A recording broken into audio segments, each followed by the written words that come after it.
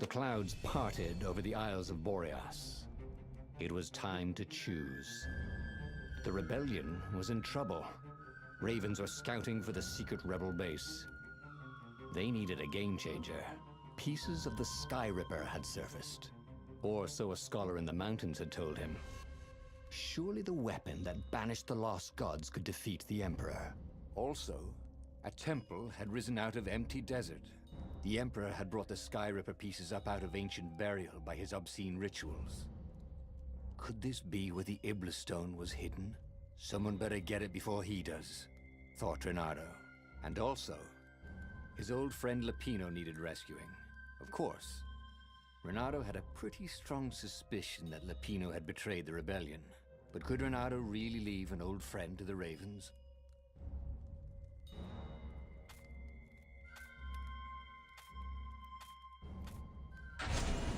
Every child knew about the Sky Ripper. The Transcendent Emperor had buried its pieces. What could have brought them to light? This Emperor, Isengrim III, had once been kind, but he'd gone mad. And now he was conducting secret, obscene rituals to bring back the lost gods. Had he, somehow, summoned the long-lost components of the legendary weapon out of the deep places of the earth? It was more than Renato could fathom. But if he could find a legendary weapon, he would use it. As he set foot on the island, Renato couldn't help feeling a bit curious. Was Lapino still waiting to be rescued? No. He was probably drinking champagne with the ravens. Did ravens drink champagne? Did rabbits? Renato felt oddly thirsty, come to think of it. Why had he chosen the Sky Ripper? Renato never made plans that required constant vigilance. He was a hero. He didn't think too much. He just went with his gut and hoped it all worked out. The Sky Ripper was a long shot. He'd have to devote himself to it. No side journeys, no rescuing old friends. That was against his nature. Could he stick with it?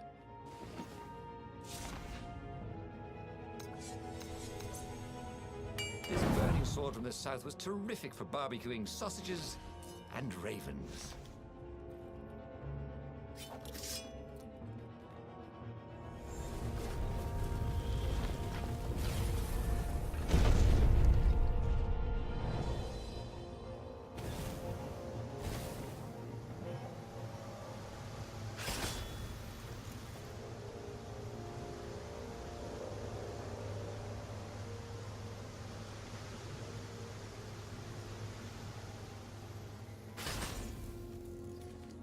These things could really use a hand.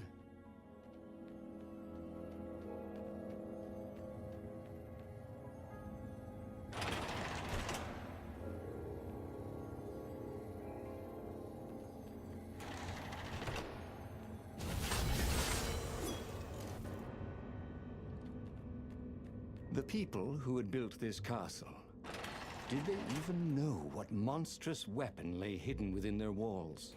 The Sky Ripper could destroy anything it touched, or so the legend said. As the Transcendent Emperor had fought the lost gods, thousands had died. But Renato had been through wars. The only merciful war was a short one. If they didn't want their things broken, they really ought to make them stronger.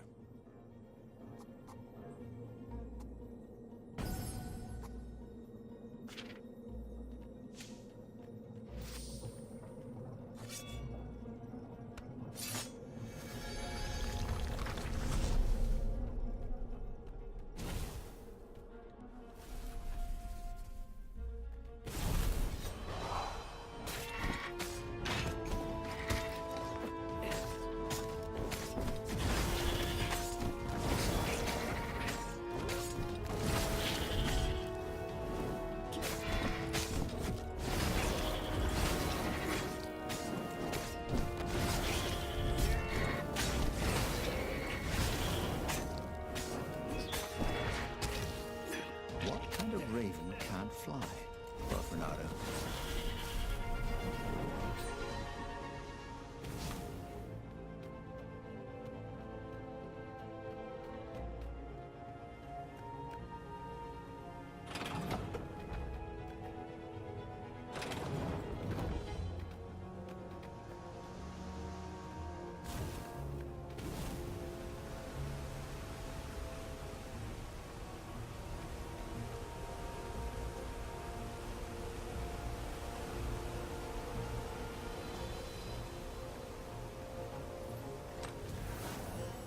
Really nice chests.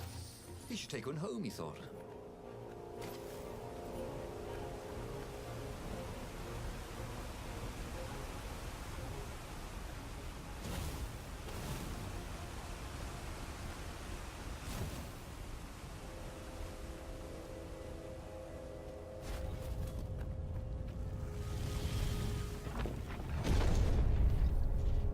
There it was.